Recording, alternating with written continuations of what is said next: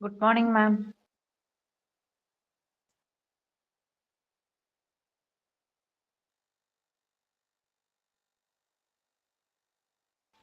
Good morning, ma'am.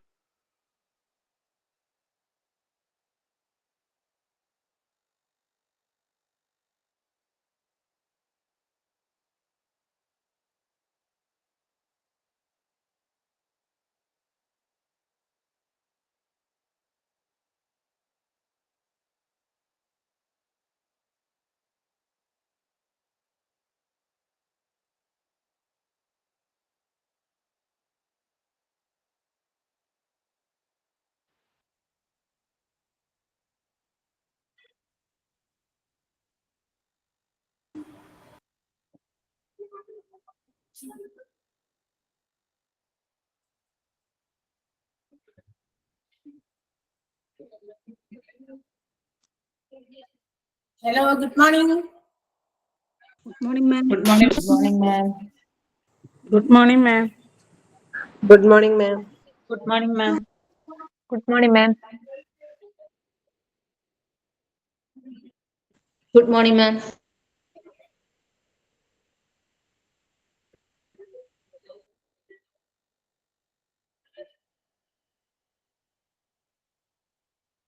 എല്ലാവരും ആയോ നമ്മുടെ ക്ലാസ്സിലേക്കുള്ള എല്ലാ Good morning, ma'am.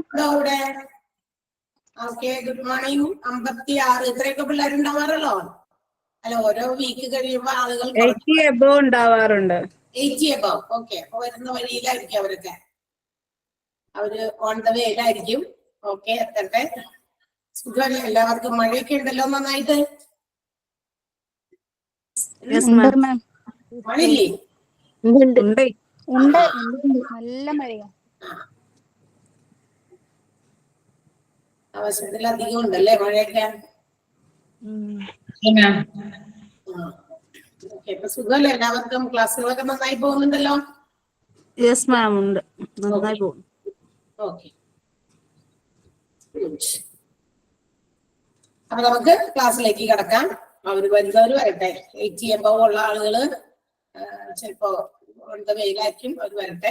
ബാക്കിയുള്ളവർക്ക് നമുക്ക് ക്ലാസ് തുടങ്ങാം. നമ്മുടെ സമയമൊക്കെ ഓൾറെഡി 2 മിനിറ്റ് പാസ് ചെയ്തു.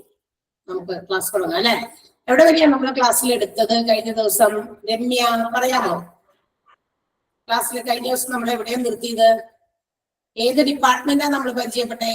ലാസ്റ്റ് ആയിട്ട് ഏറ്റവും അവസാനം പറഞ്ഞു നിർത്തിയത് രമ്യയില്ല? ഗൈനക്കോളജി ആണ് പറഞ്ഞത്. രമ്യ തന്നെയാണോ? രമ്യ പൊന്നൂസ് ആണോ പറഞ്ഞതല്ലല്ലോ? ആണോ പറഞ്ഞത്? അല്ല, അവിടെ ആള് ഇല്ലാന്ന് തോന്നുന്നു. അമൃത, ഗൈനക്കോളജി വരെയാണ് നമ്മൾ പറഞ്ഞു നിർത്തിയെന്ന് ആര് പറഞ്ഞ്? Amritha, is it right? Correct ആണോ പറഞ്ഞത്? യെസ്. എന്താണ് ഗൈനക്കോളജിയിൽ നമ്മൾ പറഞ്ഞ കാര്യങ്ങൾ? എന്തിനു വേണ്ടിയിട്ടുള്ള ഡിപ്പാർട്ട്മെന്റ് ആണ്? മെയിൻലി ഫോർ ഏത് പർപ്പസിനാണ് നമ്മുടെ ഈ gynaecology department? Amrita, female reproductive സിസ്റ്റമായിട്ട് റിലേറ്റഡ് ആണ്. Yes, female reproductive system related ആയിട്ടുള്ള ഒരു ഡിപ്പാർട്ട്മെന്റ് ആണ് നമ്മുടെ ഗൈനക്കോളജി എന്ന് പറയുന്നത് അല്ലെ?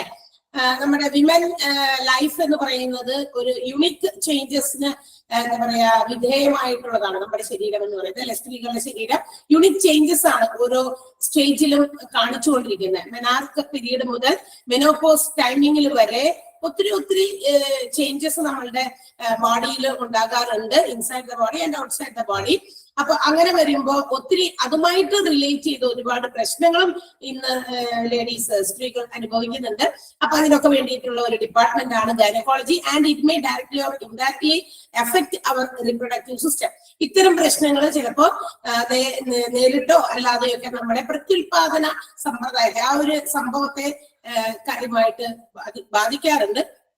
അപ്പൊ അതിനൊക്കെയുള്ള ട്രീറ്റ്മെന്റുകൾ കിട്ടി, അതിനൊക്കെയുള്ള എന്താ പറയാ ഒരു സ്ഥലമാണ് നമ്മളുടെ ഗൈനക്കോളജി എന്ന് പറയുന്ന ഡിപ്പാർട്ട്മെന്റ്.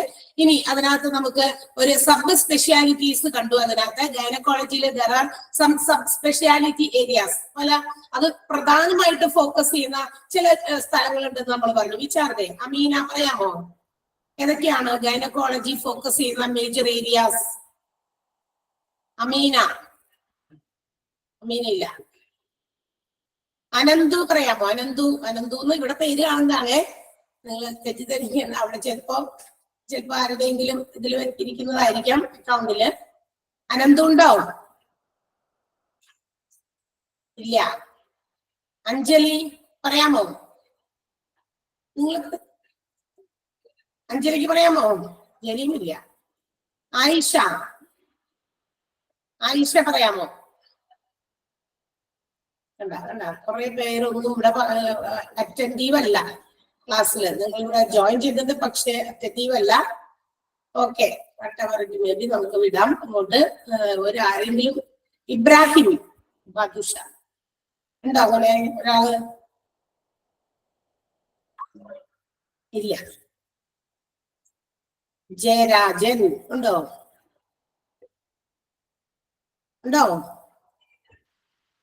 ഇതെന്താ വിളിക്കുന്നവരാരും ഇല്ല എവിടെയെങ്കിലും? ലിജിമോൾ ഉണ്ടോ? ലിജിമോൾ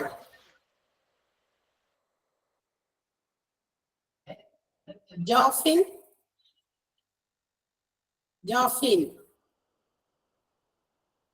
ഞാൻ വിളിക്കുന്ന ആൾക്കാർ തന്നെ ഇല്ലാതിരിക്കുന്നവരാണോ? അതായത് ഓപ്പണാക്കി വെച്ചിട്ട് സംസാരിക്കാൻ പറ്റാത്ത അവസ്ഥയിലുള്ളവരാണോ? രഹന, ഞാൻ മ്യൂട്ട് ചെയ്തിട്ടില്ലല്ലോ എല്ലാവരെയും? ഇല്ല, ഇത്ര നേരം ഇവിടെ സൗണ്ട് ഒക്കെ ഉണ്ടായിരുന്നു. ചോദ്യം ചോദിച്ചപ്പോ രഹന ഉണ്ട്. ഹലോ. പറയ് രഹന. എന്താ? പറയാമോ?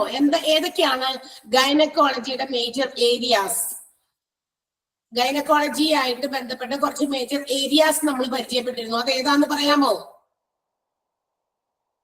മാം വിളിച്ചായിരുന്നു.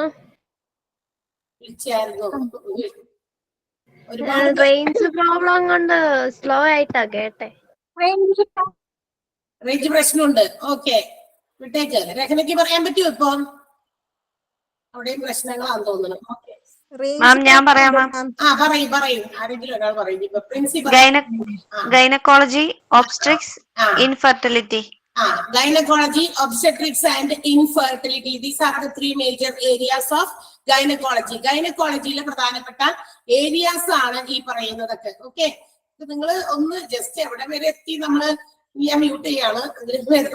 ഓൾ മ്യൂട്ട് തന്നെയാണെന്ന് എനിക്ക് തോന്നുന്നു. കാരണം റിപ്ലൈ വളരെ കുറവാണ്. കുറച്ച് കുട്ടികൾ മാത്രമാണ് റെസ്പോണ്ട് ചെയ്യുന്നത്. എല്ലാവരും എന്തെങ്കിലും റേഞ്ച് പ്രശ്നം, ഓക്കെ എന്തെങ്കിലും ആയിക്കോട്ടെ. റേഞ്ചിന്റെ പ്രശ്നം കൊണ്ടായിരിക്കാം, കാരണം മഴക്കാലമൊക്കെ അല്ലേ. എന്നാൽ നമ്മൾ കഴിഞ്ഞ ദിവസം ഒന്ന് പഠിച്ചതും, കാരണം ആഫ്റ്റർ 1 വീക്കാണ് നമ്മൾ തമ്മിൽ കാണുക. ഓക്കെ, നെറ്റ് ഇഷ്യൂ ഉള്ളതുകൊണ്ടാണ്. Okay, it's all right. അപ്പൊ ഈ കഴിഞ്ഞ ഒരാഴ്ചയായിട്ട് നമ്മൾ കണ്ടിട്ടില്ലല്ലോ. അത് കഴിഞ്ഞ് കാണുമ്പോ എവിടേക്ക് എത്തി, നിങ്ങൾ അവിടം വരെ എത്തിയോ, ഞാൻ അവിടം വരെ നിങ്ങളുടെ ഒപ്പം തന്നെയാണോ എന്നൊക്കെ ഒന്ന് അറിയാൻ വേണ്ടിയിട്ട് കൂടിയാണ് ഇതൊന്ന് ചോദിക്കുന്നത്. അപ്പൊ നമുക്കതൊന്ന് അറിയാൻ പറ്റുമല്ലോ, നമ്മള് ഈക്വൽ ആയിട്ടാണ് പോകുന്നത് എന്നുള്ള രീതിയിൽ. അല്ലെങ്കിൽ ചിലപ്പോ ചിലർ പറയും, അയ്യോ അവിടെ വരെ എത്തിയില്ല, അങ്ങനെയൊക്കെയുള്ള ബുദ്ധിമുട്ടുകൾ ഒഴിവാക്കാൻ വേണ്ടിയിട്ടാണ്. ഓക്കെ, അപ്പൊ നമുക്ക് അടുത്ത ഭാഗത്തേക്ക് കിടക്കാം. ഗൈനക്കോളജി ആണ് നമ്മൾ കഴിഞ്ഞ ക്ലാസ്സിൽ പറഞ്ഞു നിർത്തിയത്. ഗൈനക്കോളജിയെ സംബന്ധിക്കുന്ന കുറെ കാര്യങ്ങൾ നമ്മൾ പറഞ്ഞു. അപ്പൊ വിമൻസ് ലൈഫ് എന്താ പറയാ, ഒരുപാട് യുണിക് ചേഞ്ചസിന് വിധേയമാണ്. അതുകൊണ്ട് തന്നെ അത് എവിടെ തുടങ്ങിയാൽ നമ്മുടെ മെനാർക്ക് പീരീഡ് മുതൽ അല്ലെ, നമ്മുടെ സ്റ്റൈലില്, അതായത് നമ്മുടെ body physical changes and also internal ഓർഗൻസിലൊക്കെ ഒരുപാട് മാറ്റങ്ങൾ കൊണ്ടുവരുന്ന കാലഘട്ടമാണ് നമ്മുടെ സ്ത്രീകൾക്കുള്ളത്. Menarche period up to the period of menopause, ആർത്തവ വിരാമം വരെയുള്ളത്. ആൻഡ് ഈ പറയുന്ന കാര്യം, ഇവിടെ ഉണ്ടാകുന്ന ചില രോഗങ്ങൾ അല്ലെങ്കിൽ ഇത്തരം നമ്മുടെ ഈ ശരീരത്തിന്റെ പല ഭാഗങ്ങളിൽ ഉണ്ടാകുന്ന രോഗങ്ങളൊക്കെ, diseases, it may affect directly or indirectly on our reproductive system. നമ്മുടെ പ്രത്യുൽപാദന സമ്പ്രദായത്തെ ചിലപ്പോൾ അത് ബാധിക്കാൻ സാധ്യതകളുണ്ട്. സോ ദാറ്റ് ഇത്തരം പ്രശ്നങ്ങൾ എന്തെങ്കിലുമൊക്കെ ഉണ്ടെങ്കിൽ, ഇപ്പൊ ഞാൻ കഴിഞ്ഞ ക്ലാസ്സിൽ പറഞ്ഞിരുന്നു, എന്ത് മെനാർക്ക് തുടങ്ങിക്കഴിഞ്ഞ് കുറച്ച് കാലഘട്ടമൊക്കെ ചിലപ്പോ ആദ്യത്തെ 2-3 മാസമൊക്കെ റെഗുലർ ആയിട്ട് കറക്റ്റ് പീരിയഡ്, ആ പീരിയഡ് ടൈമിൽ തന്നെ വന്നു. നമ്മുടെ ഡയറ്റ് വൈസ് നമ്മൾ ഡേറ്റ് ഒക്കെ കൃത്യമായിട്ട് നോട്ട് ചെയ്ത് വെച്ചു വന്നു. എന്താ പറയാ, 2-3 മാസത്തേക്കൊക്കെ ഒന്നും ആകുന്നില്ല, പിന്നെ വീണ്ടും വരുന്നു. അപ്പൊ ഇറഗുലർ ആയിട്ടുള്ള ഇത്തരം പീരിയഡ്സിന്റെ ആ ഒരു വരവ് എന്താ പറയാ നമ്മൾ നോട്ട് ചെയ്യുകയും, അതുപോലെ തന്നെ if necessary we have to consult with a doctor. നമ്മൾ തീർച്ചയായിട്ടും അത്തരം സാഹചര്യങ്ങളിൽ ഡോക്ടേഴ്സിനെ കൺസൾട്ട് ചെയ്യേണ്ടത് വളരെ അത്യാവശ്യമാണ്. കാരണം ഇപ്പൊ നമുക്കത് പ്രശ്നമായിട്ട് ഒരു മാസം ഉണ്ടായില്ല, അതുകൊണ്ട് നമുക്ക് എന്താ പറയാ കുഴപ്പമൊന്നുമില്ല എന്നൊക്കെ നമുക്ക് തോന്നും. പക്ഷെ അത് നമുക്ക് ഇല്ലാതിരിക്കാൻ, അല്ലെങ്കിൽ അതിനെ കൊണ്ടുണ്ടാകുന്ന വല്ല ബുദ്ധിമുട്ടുകളൊക്കെ നമുക്ക് ഒഴിവാക്കാൻ നേരത്തെ തന്നെ അതിനുള്ള സൊല്യൂഷൻസ് നമ്മൾ ഒന്ന് എന്താ പറയാ ട്രീറ്റ്മെന്റ് ഒക്കെ എടുത്ത് തീർക്കുകയാണെങ്കിൽ, പരിഹരിക്കുകയാണെങ്കിൽ ആഫ്റ്റർവേർഡ്സ് എല്ലാം എന്താ പറയുക ഓക്കെ ആകും. ഇനി ഇതിനകത്ത് വരുന്ന പ്രധാനപ്പെട്ട 3 മേജർ ഏരിയാസ് ഒക്കെ നമ്മൾ പറഞ്ഞു: ഗൈനക്കോളജി, ഒബ്സ്റ്റെട്രിക്സ് ആൻഡ് ഇൻഫെർട്ടിലിറ്റി. മാത്രമല്ല അപ്പൊ ഈ ഒരു കംപ്ലീറ്റ് സ്പെക്ട്രം, നമ്മുടെ റീപ്രൊഡക്റ്റീവ് സിസ്റ്റത്തിന്റെ ബാധിക്കുന്ന ഒരു കംപ്ലീറ്റ് സ്പെക്ട്രം ഓഫ് ട്രീറ്റ്മെന്റ് ആണ് ഗൈനക്കോളജിയിൽ പ്രൊവൈഡ് ചെയ്യുക എന്ന് നമ്മൾ പറഞ്ഞു. ആൻഡ് അത് പറഞ്ഞു നിർത്തിയതോടൊപ്പം തന്നെ നമുക്ക് അടുത്ത ടോപ്പിക്കിലേക്ക് പോകാം. ഒബ്സ്റ്റെട്രിക്സ് ആണ്. We find that obstetrics is a major area of gynaecology. തൊട്ടുമുന്നിൽ നമ്മൾ പറഞ്ഞതാ അല്ലെ, ഗൈനക്കോളജിയുടെ ഒരു മേജർ ഏരിയ ആണ് ഒബ്സ്റ്റെട്രിക്സ് എന്ന് പറയുന്നത്. എന്താണ് ഇവിടെ നടക്കുന്നത്?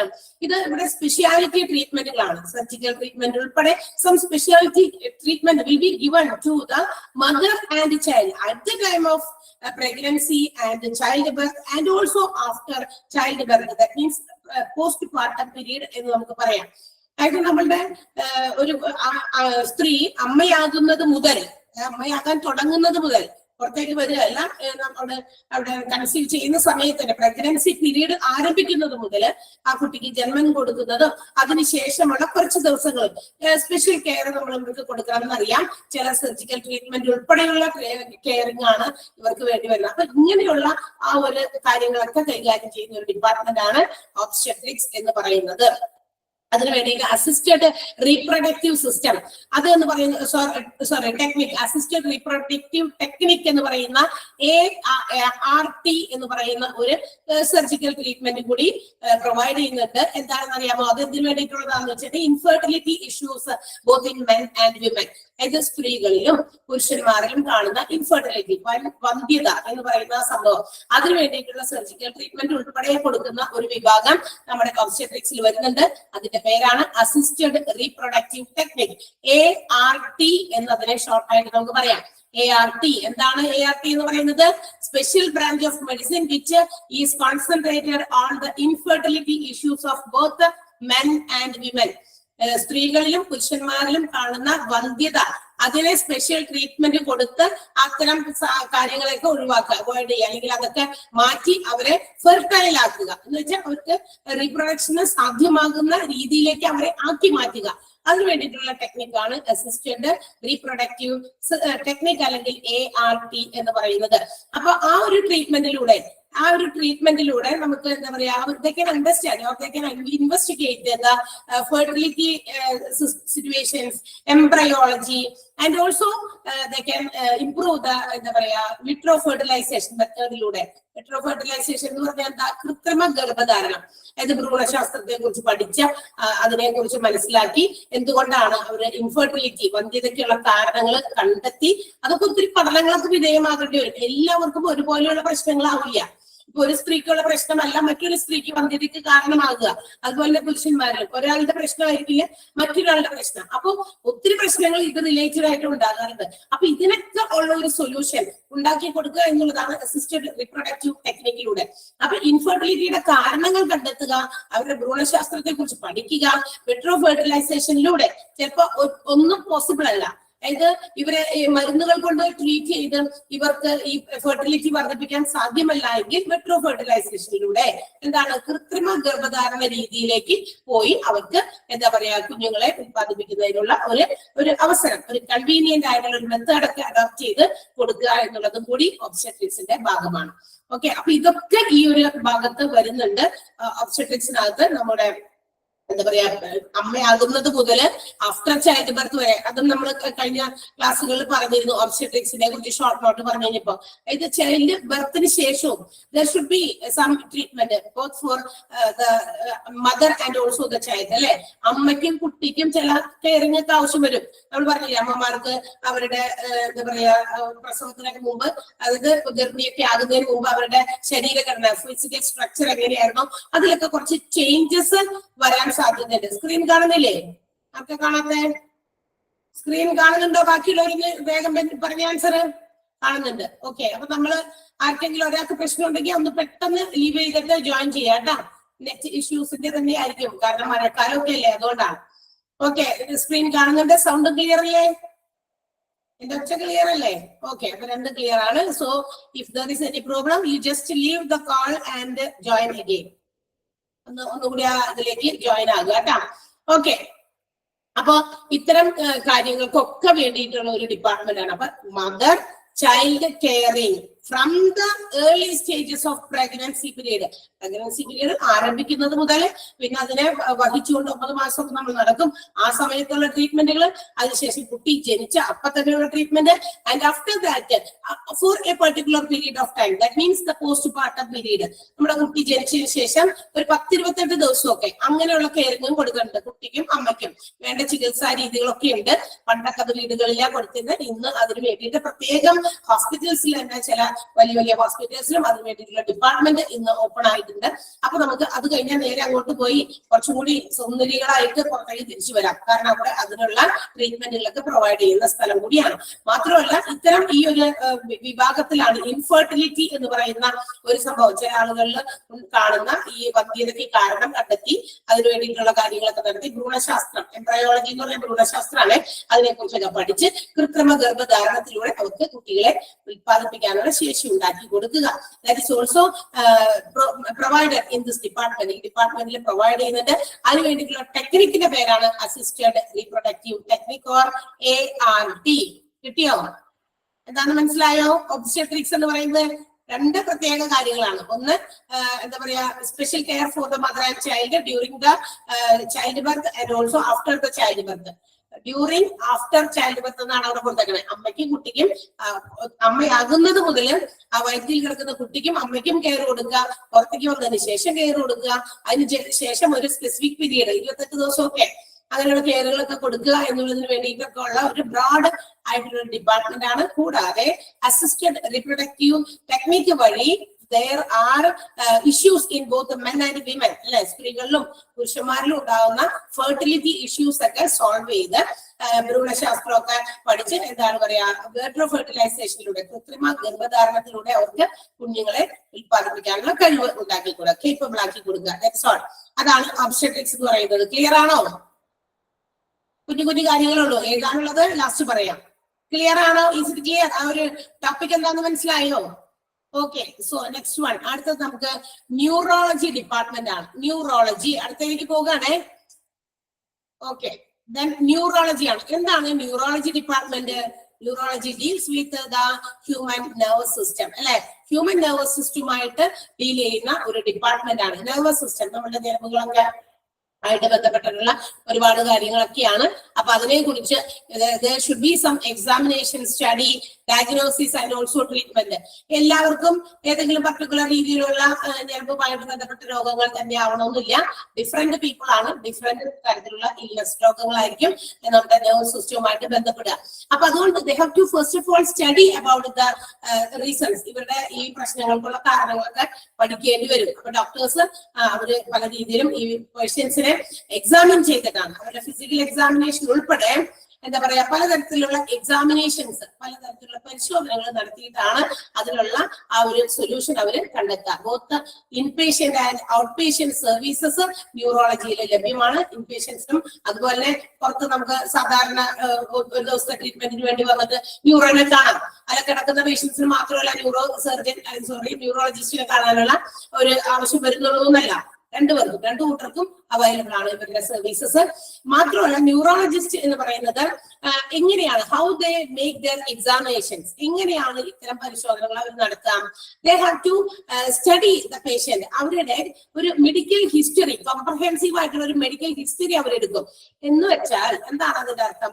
ഇവർ നേരത്തെയൊക്കെ ഇവിടെ ഈ ഹോസ്പിറ്റലിൽ എന്തൊക്കെ രോഗങ്ങൾക്ക് വേണ്ടി വന്നിട്ടുണ്ട്, അപ്പൊ ചില പാസ്റ്റ് എക്സ്പീരിയൻസ് ഈ ഒരു ഹോസ്പിറ്റലിൽ ആ പേഷ്യന്റിൽ ഉണ്ടെങ്കിൽ നമുക്ക് അത് വെച്ചിട്ട് കൂടി ഒന്ന് കണക്ട് ചെയ്തവർക്ക് കാര്യങ്ങൾക്ക് ഒരു ധാരണയിലെത്താൻ പറ്റും. എന്ന് വെച്ചാൽ നമ്മൾ ഓരോ രോഗം വരുമ്പോ ഓരോരോ ഡിഫറെന്റ് ഹോസ്പിറ്റൽസിൽ പോകുന്നതിനേക്കാൾ കുറച്ച് നല്ലത് എന്താണെന്ന് അറിയാം. നമുക്ക് ഒരു രോഗം വന്നു, നമ്മളത് കണ്ടിന്യൂസ് ആയിട്ട് അടുത്തടുത്ത രോഗങ്ങൾക്ക് വേണ്ടിയിട്ട് അവിടെ തന്നെ ചെന്ന് ട്രീറ്റ്മെന്റ് എടുക്കുക, അല്ലെങ്കിൽ ആ ഒരു ഡോക്ടറിനെ തന്നെ കൺസൾട്ട് ചെയ്യുകയാണെങ്കിൽ കുറച്ചുകൂടി നല്ലതായിരിക്കും. ബിക്കോസ് നമുക്ക് ഉണ്ടായിരിക്കുന്ന രോഗങ്ങൾ എന്തൊക്കെയാണ് പ്രീവിയസ്ലി ഉണ്ടായേക്കണേ എന്ന് അവരുടെ ചാർട്ടിൽ നോക്കിയാൽ അണ്ടർസ്റ്റാൻഡ് അല്ലെ, അവർക്കത് മനസ്സിലാക്കാം. ഇന്ന് കഴിഞ്ഞ വർഷത്തിൽ ഇങ്ങനെ ഒരു അസുഖം വന്നിട്ടുണ്ടല്ലോ, മറിച്ച് നോക്കി ആ ചാർട്ടിൽ നിന്ന് അവർക്ക് ഐഡന്റിഫൈ ചെയ്യാൻ പറ്റും ഏതൊക്കെ രീതിയിലുള്ള രോഗങ്ങൾ ഈ ആൾക്ക് വന്നിട്ടുണ്ടെന്ന് അല്ലെ.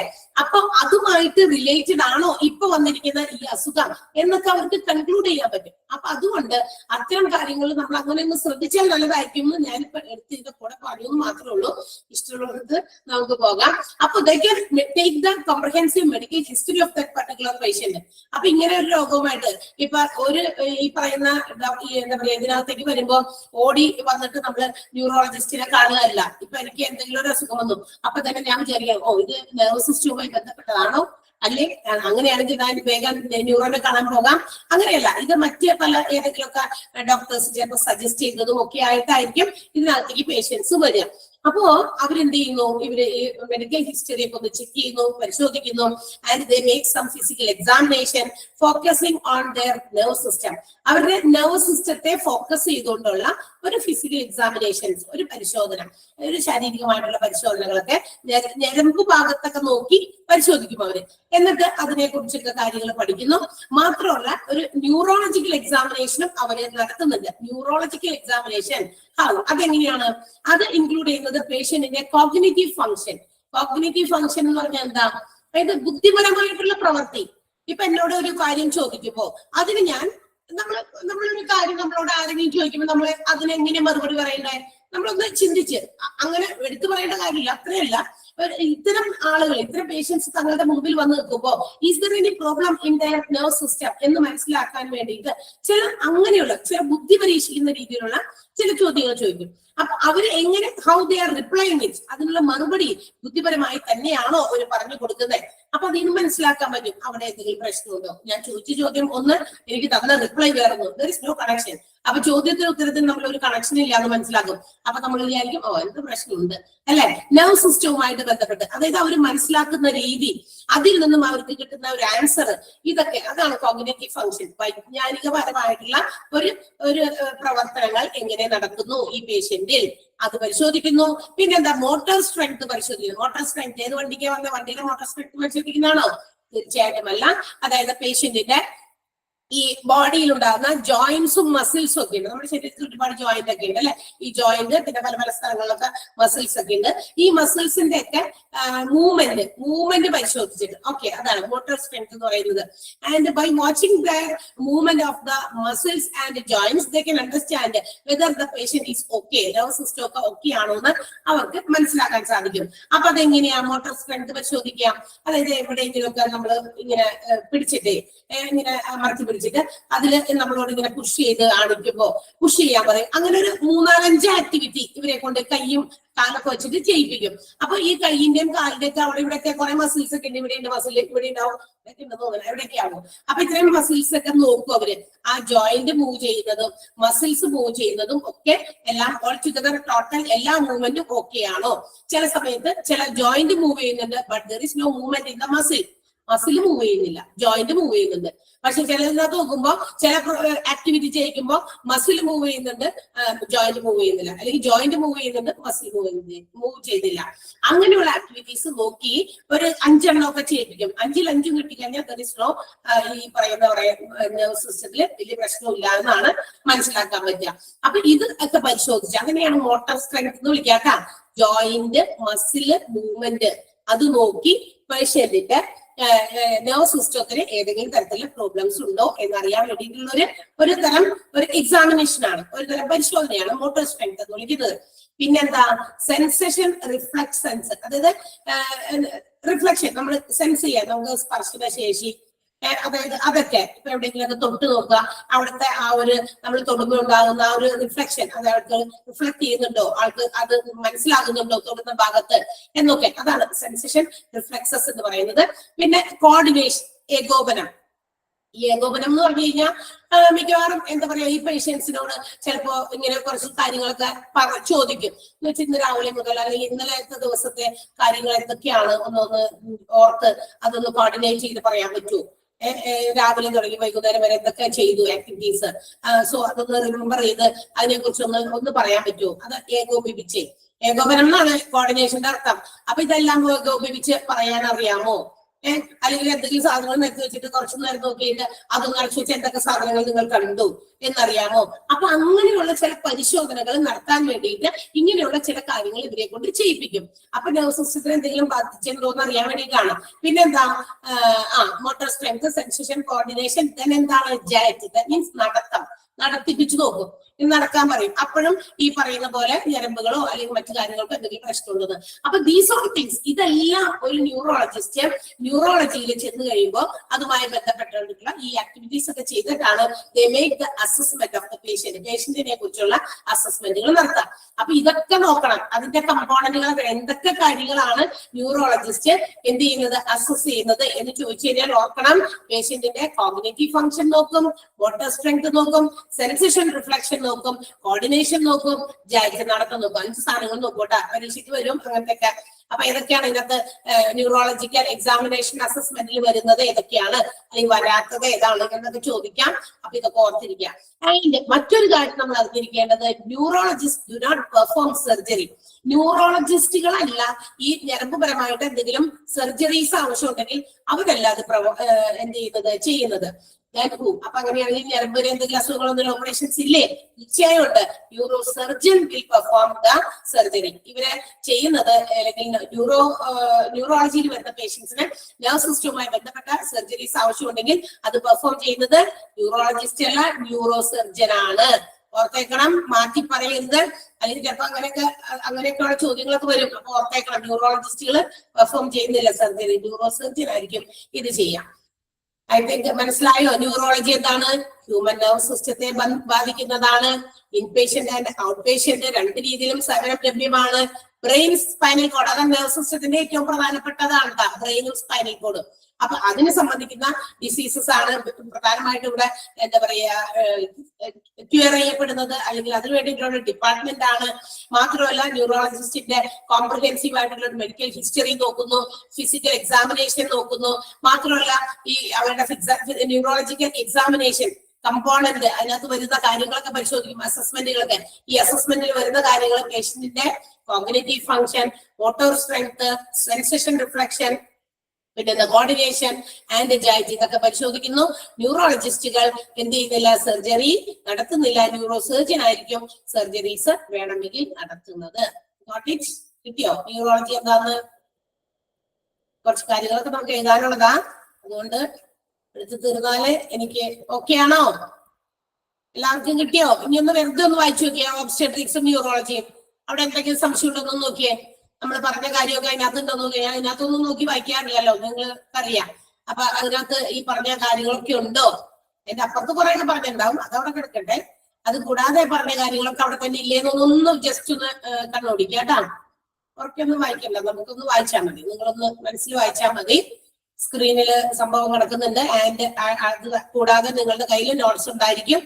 ഒന്ന് ജസ്റ്റ് ഒന്ന് വായിച്ചു നോക്ക്, അപ്പൊ ഒന്നുകൂടി മനസ്സിലാവും. ഞാൻ പറഞ്ഞ കാര്യങ്ങളൊക്കെ ഒന്നുകൂടി വായിക്കുമ്പോൾ നമുക്ക് ഒന്നുകൂടി ഓർമ്മയിൽ സൂക്ഷിക്കാൻ പറ്റും.